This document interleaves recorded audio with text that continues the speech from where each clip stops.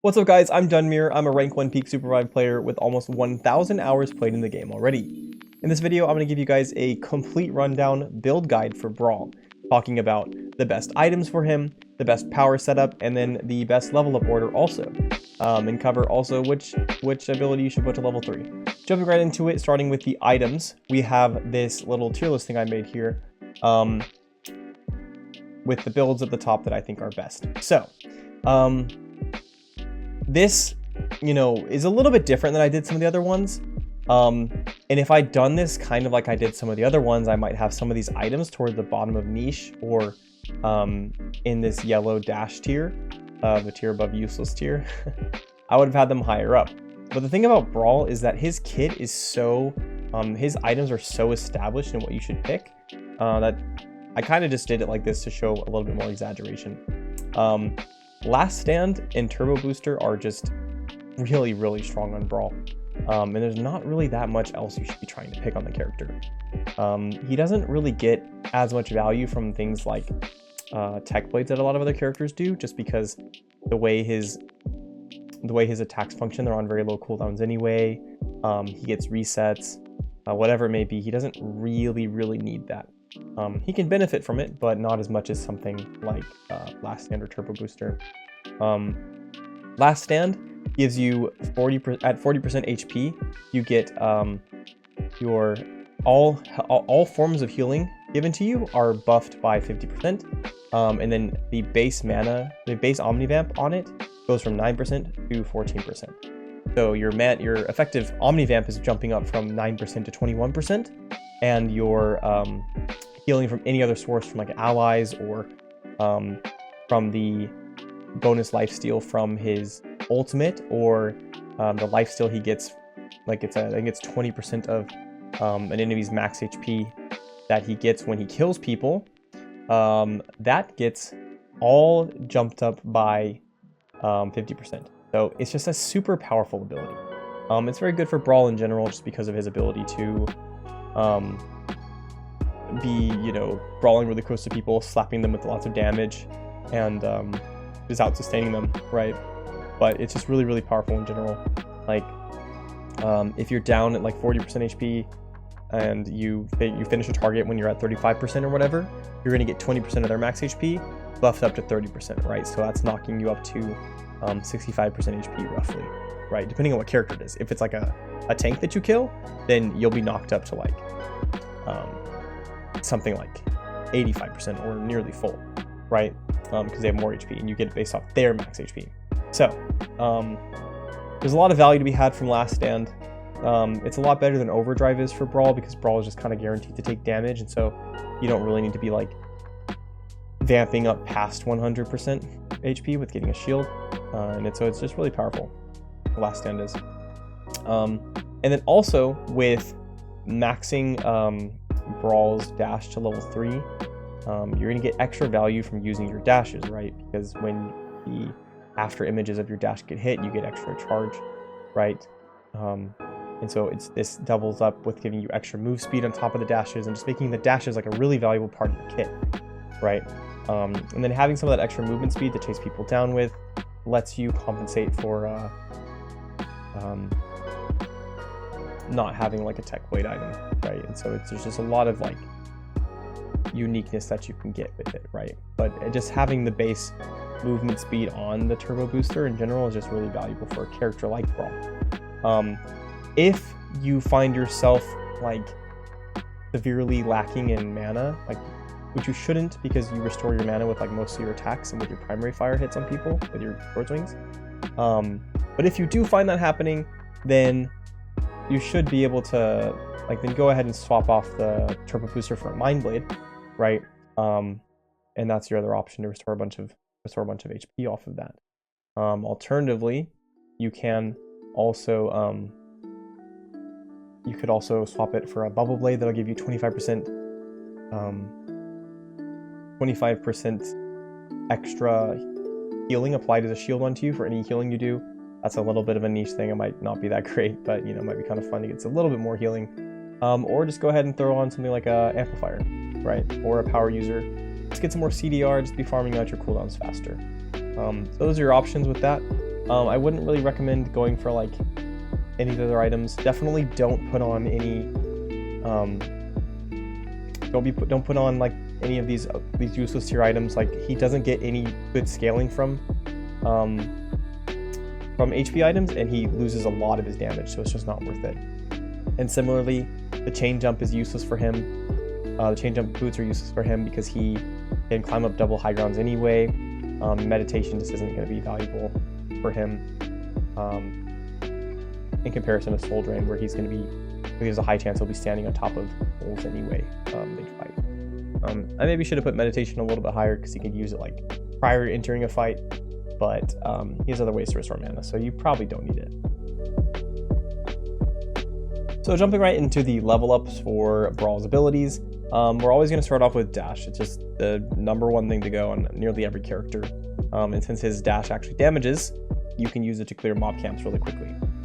From there, you're going to put on his R&B, the heavy attack, the adaptive strike they call it now.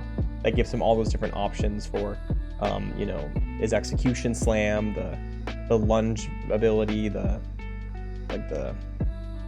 one that he can hit when he's jumping, or the spin attack. Gosh, this character does an insane amount of things.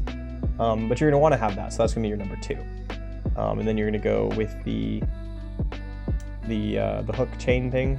No, it's not a hook, it's a chain thing, the tether. You're going to go with that for the 3rd one. You don't need to be doing that before that. For Brawl, you're going to get a lot of value out of instantly going in for a 3rd charge of his dash by leveling up the flame step to your shift to the 2nd level. That gives you a 2nd dash that's really, really valuable.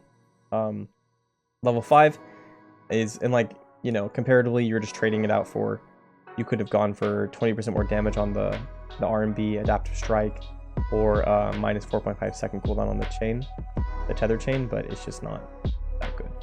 So we're going for dash. We're going to be prioritizing doing dash on this build a lot anyway. For level 5, pick the ultimate Volcanic Rebuke. Really important. You just need to do that. And then, like I said, prioritizing doing the dash. We're going to instantly put that to level 3. Level 3ing for the dash gives it so when you dodge shots and you have like this little after image, if enemies hit that, they give you empowerment. Getting your empowerment up on Brawl is a really big deal, as it increases your damage a lot. It gives you bonus damage. It gives you increased left mouse button swing speed. It says double speed, and you get ability haste. So it's just like, there's just so much miscellaneous value to be obtained from that. So yeah, when you go onto level 7 here, into level 7 here, it's good to get your ultimate at level 7. I don't recommend this for most builds and most character types, but with Brawl, the ult cooldown is on a relatively low timer.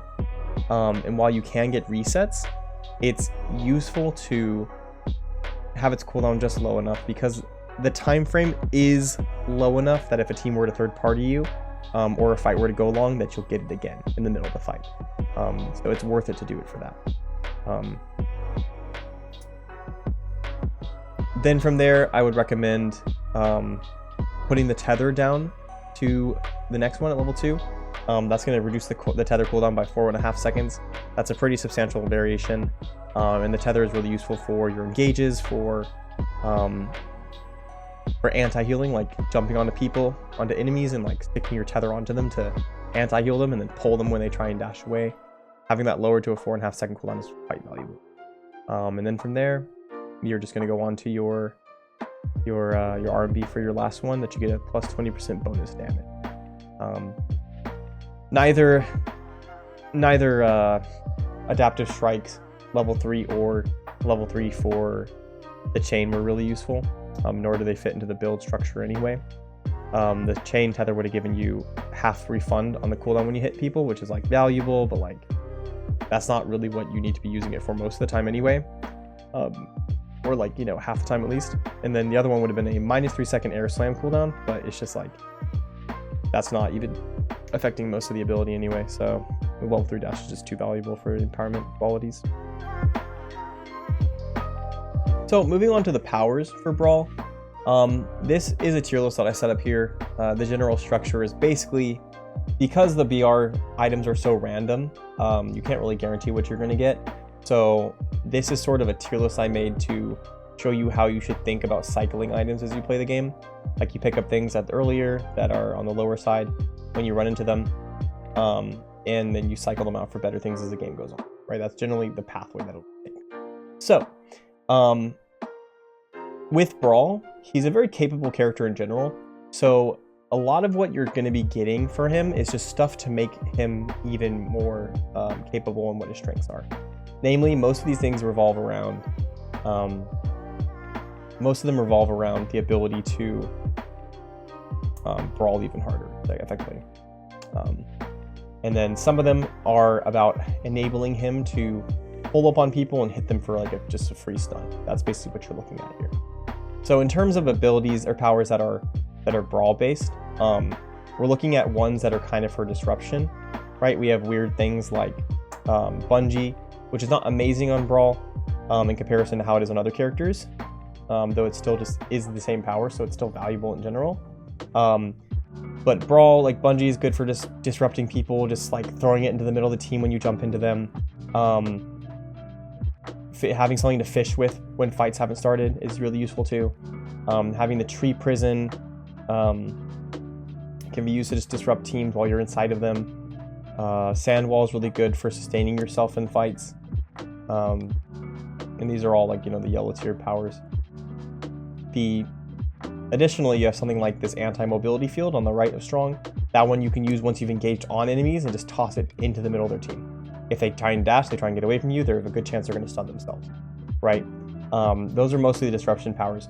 But you have some other ones that are all about like sustaining Brall and making him super juiced. Like I said, sand wall is one of those.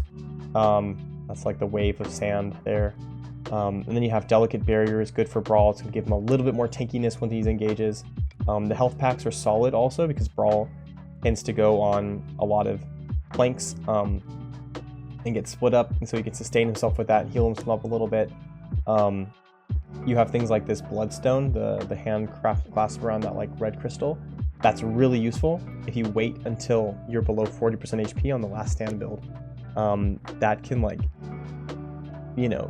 just buff the crap out of your lifesteal and just put it to like absurd levels. Especially, and you'll keep like going up and down between it as you're taking damage, going to like 35, 55, 35, 55 kind of thing. And having this bloodstone active during that is just going to keep you like so juiced and increase your lifesteal by a bunch. I'm not sure if it's 50% or 100%, but either way, it's just like a bunch of extra lifesteal. And then you have power combos like Berry Eater and the Vine power here on the left side of the orange dash. Those will just give Brall so much extra to sustain that he can pop in the middle of the enemy team, be picking up, eating these bushes, and just getting so much extra healing for no reason. And those are the sustain based powers, right? But then you have some other like kind of niche ones, like you have this emergency platform at the bottom. Brall can insta dunk players, and he can like fight people really well in the abyss. And so what he can kind of do is he can just kind of, if he needed to, like pick up a most wanted or something, go off into the abyss and just go as far as he possibly can, like letting himself drop into the abyss and flying up, and then using dashes to sustain himself further and min-max his glider fuel and all that nonsense, just to place his emergency platform out there and just wait out the most wanted. And if anybody chases into him, he can just slam them down and kill them, right? There's a lot of value to be had in a very niche and sandboxy way with that kind of power.